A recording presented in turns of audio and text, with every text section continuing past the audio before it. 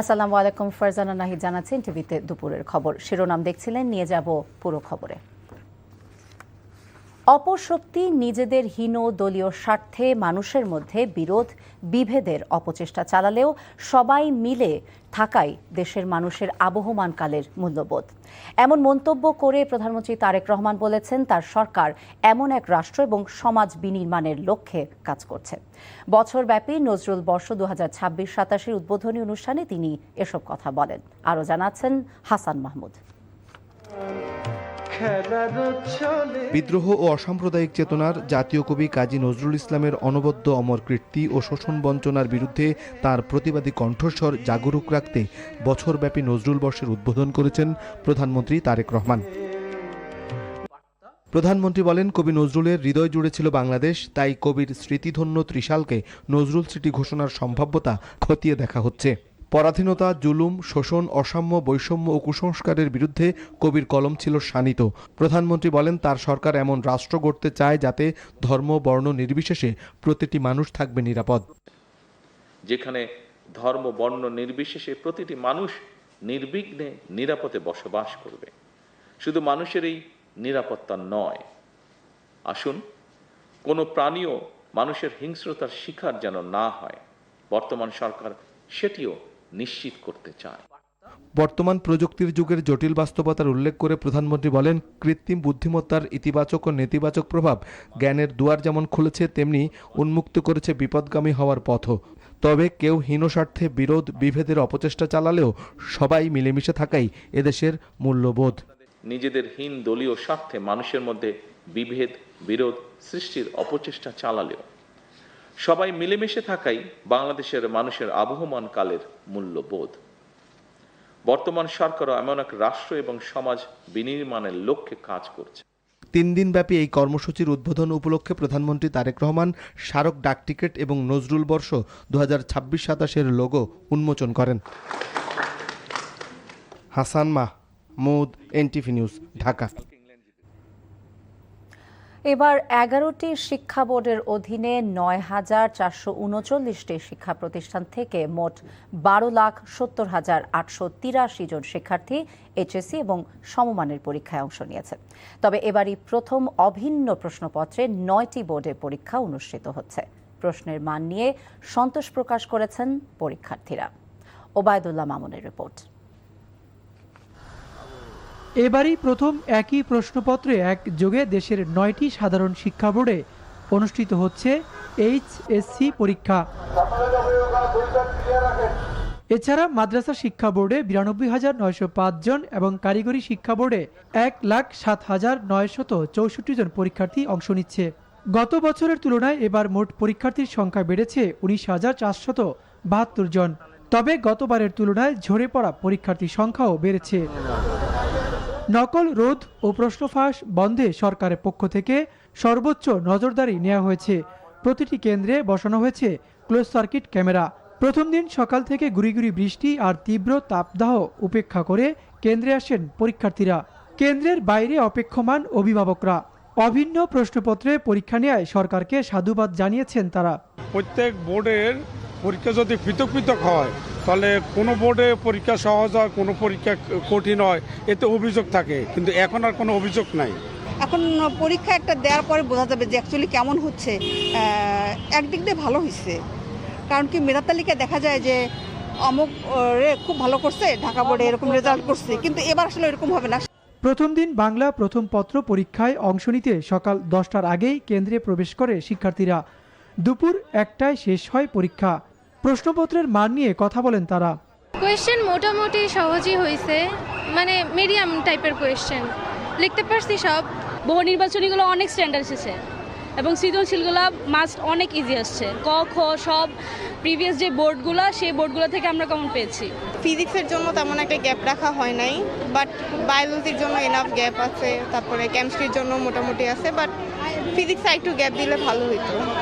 সবচেয়ে বেশি ঢাকা বোর্ড থেকে 3,393 জন শিক্ষার্থী এইচএসসি পরীক্ষায় অংশ নিচ্ছে, আর বরিশাল বোর্ডে পরীক্ষার্থী সবচেয়ে কম। তবে 36% এইচএসসি ও সমমান পরীক্ষার্থী এবার অংশ নেয়নি। Obaidullah Mamun, NTV news, Dhaka.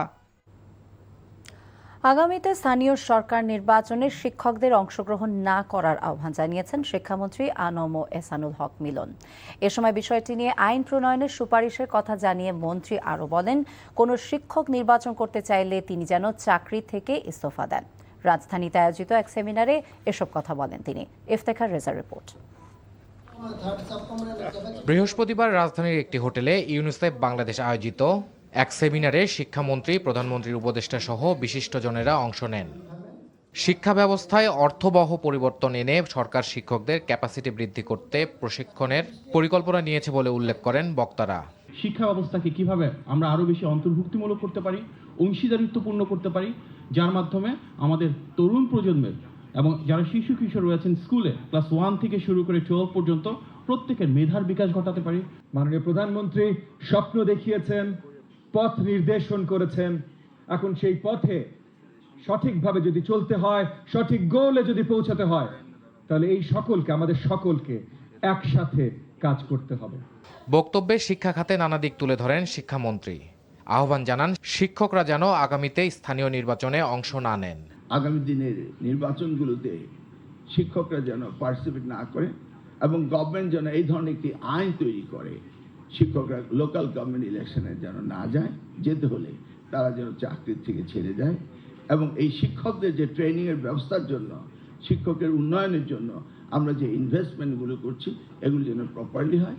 চলতি বছরে ইউনেস্কো ও UNICEF global partnership for education জিপিইর আওতায় বাংলাদেশের শিক্ষা খাতে প্রায় 99 মিলিয়ন মার্কিন ডলারের অর্থায়ন অনুমোদন করেছে বলে জানান শিক্ষামন্ত্রী। Iftekhar Reza, NTV news, Dhaka. দীর্ঘদিন ধরে শূন্য থাকা দেশের প্রায় 32,000 সরকারি প্রাথমিক বিদ্যালয় প্রধান শিক্ষক নিয়োগে বাধা নেই বলে রায় দিয়েছে আপিল বিভাগ। সকালে প্রধান বিচারপতির নেতৃত্বাধীন আপিল বেঞ্চ এই রায় দেন। আইনি জটিলতার কারণে সারা দেশে প্রায় 32,000 স্কুলে প্রধান শিক্ষক ছিল না। সরকার শূন্য পদে প্রধান শিক্ষক নিয়োগ, পদোন্নতি এবং বদলি করতে পারছিল না। অ্যাটর্নি জেনারেল রুহুল কুদ্দুস কাজল জানান, সরকার 2013 সালে 26,000 বেসরকারি প্রাথমিক স্কুলকে অধিগ্রহণ করে। তখন সরকার একটি আইনও প্রণয়ন করে। সেই বিধান চ্যালেঞ্জ করে রিট করলে হাইকোর্ট সেই আইন বাতিল করে দেন। এর বিরুদ্ধে সরকার আপিল করে। আজ আপিল বিভাগ হাইকোর্টের রায়টি বাতিল করেছে। এর ফলে প্রায় 32,000 প্রাথমিক বিদ্যালয়ে প্রধান শিক্ষক নিয়োগ, পদোন্নতি এবং বদলি করতে পারবে সরকার।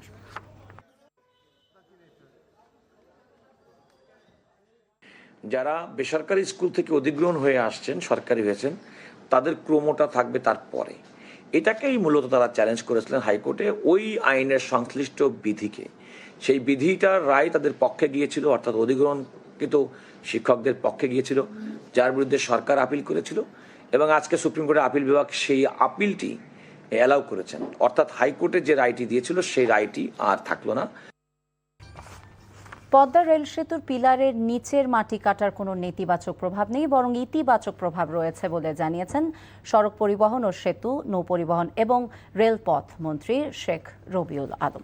সকালে নারায়ণগঞ্জ সদর উপজেলার ফতুল্লার আলীগঞ্জ এলাকায় পদ্মা রেল ব্রিজের ভায়াডাক্টের নিচে চলমান ডিমোবিলাইজেশন কার্যক্রম পরিদর্শনে গিয়ে তিনি কথা বলেন। মন্ত্রী বলেন, ভায়াডাক্ট নির্মাণের সময় ভারী যন্ত্রপাতি চলাচলের জন্য অস্থায়ীভাবে ভরাট করা মাটি এখন প্রকল্পের নকশা এবং চুক্তি অনুযায়ী অপসারণ করা হচ্ছে।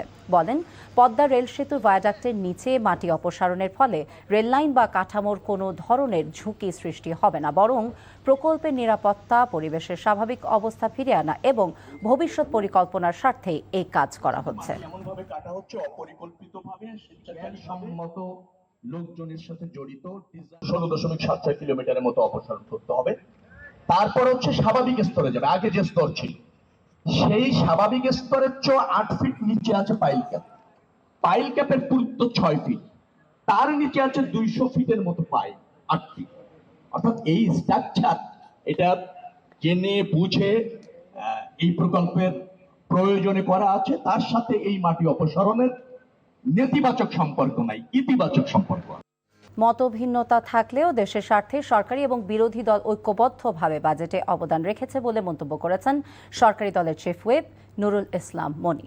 দুপুরে বিএনপি সরকারের প্রথম বাজেট উপলক্ষে আয়োজিত সংবাদ সম্মেলনে এ কথা বলেন তিনি। চিফ হুইপ বলেন, 9,38,000 কোটি টাকার বাজেট অনেক যাচাই বাছাই করেই দেয়া হয়েছে। 63টি পণ্যের শুল্ক কমানো হয়েছে। এই বাজেট জনবান্ধব এবং জনগণের জীবনমান উন্নয়নে বড় ভূমিকা রাখবে। বাজেটের উপর আলোচনার জন্য বিরোধী দলকে 31% সময় দেওয়া হয়েছে জানিয়ে তিনি আরও বলেন, সরকারের দেয়া বাজেটকে গ্রহণ করেছে বিরোধী দলও। তাই এই বাজেট বাস্তবায়নে দলমত নির্বিশেষে সবার সহযোগিতা প্রয়োজন বলে জানান তিনি। সচেতনতা বাড়ানোর তাগিদ দিয়ে তিনি বলেন, সামাজিক যোগাযোগ মাধ্যমের 90%ই ভুয়া, এতে কান না দেওয়ার অনুরোধ করেন তিনি। বলবেন কিনা এই দুশ্চিন্তায় থাকতেন টেলিফোন, এমন একজন নাই সেরকম নাই যে আওয়ামী করছেন সেও চিন্তা করছেন টেলিফোন করবেন কিনা। কারণ হাসিনার টেলিফোন তার নিজের ব্যাপারে রেকর্ড করে রাখছে, এখন সেগুলো এভিডেন্স হিসেবে আসছে। হাসিনা নিজে বলছে, সেগুলো তার লোকেরা রেকর্ড করে রাখছে। আপনারা টেলিফোনে কথা বলবেন। গত 4 মাসে তার স্বাভাবিক জীবনযাপন করেছেন, একটা সুস্থ মানে কি বলে নর্মাল লাইফ লিড করেছে। আমি মনে করি তার এই বিষয়টা আপনারা লক্ষ্য করেছেন, নিশ্চয়ই আপনাদের লক্ষ্য করার কথা। এই ছিল দুপুরের খবরে। এই খবরের ভিডিও আপডেট জানতে ভিজিট করুন এনটিভি অনলাইন www.ntvdd.com। এছাড়া এনটিভি জনপ্রিয় সব অনুষ্ঠান এবং খবরের আপডেট জানতে ভিজিট করুন আমাদের ইউটিউব এবং ভেরিফাইড ফেসবুক পেজ। 5টায় দেশের খবর দেখার আমন্ত্রণ রইল। সবাইকে ধন্যবাদ।